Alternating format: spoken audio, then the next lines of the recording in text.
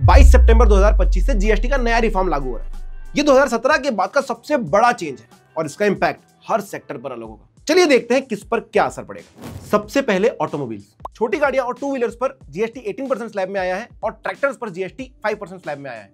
मतलब अफोर्डेबिलिटी बढ़ेगी, लेकिन लग्जरी कार्स और 350 सीसी से ऊपर बाइक्स पर 40% टैक्स लगेगा, तो उनकी प्राइस और ऊपर जाएगी। इंश्योरेंस सेक्टर में सबसे बड़ा रिलीफ, इंडिविजुअल हेल्थ और लाइफ इंश्योरेंस प्रीमियम पर जीएसटी अब 0, मतलब आम आदमी के लिए सुरक्षा और हेल्थ केयर पॉकेट फ्रेंडली बन गया। रियल एस्टेट, सीमेंट पर अब 18% जीएसटी लगेगा, जो कंस्ट्रक्शन और घर बनाने को सस्ता करेगा। ये रियल एस्टेट और इंफ्रास्ट्रक्चर दोनों के लिए पॉजिटिव है। कंज्यूमर ड्यूरेबल्स जैसे एसी, फ्रिज, टीवी अब 18% जीएसटी स्लैब में है। फेस्टिव सीजन में डिमांड बढ़ने का पूरा चांस है। एफएमसीजी और फार्मा, न्यू जीएसटी रिफॉर्म के बाद एसेंशियल्स जैसे सोप्स, टूथपेस्ट, मेडिसिन 5% स्लैब में आते हैं और कुछ लाइफ सेविंग ड्रग्स पर तो 0 जीएसटी है।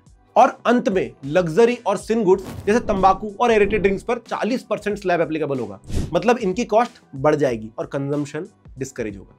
आपके लिए इसका सीधा मतलब है कि नए जीएसटी रिफॉर्म से आपकी डेली स्पेंडिंग, आपकी लॉन्ग टर्म इन्वेस्टमेंट्स और आपका लाइफस्टाइल सब पे इफेक्ट पड़ेगा। यानी कि घर बनाने से लेकर इंश्योरेंस लेने तक और फेस्टिव शॉपिंग से लेकर लग्जरी गुड्स खरीदने तक हर डिसीजन पर टैक्स का नया असर होगा। सवाल यह है कि आपको किस सेक्टर का इंपैक्ट सबसे ज्यादा फील होगा।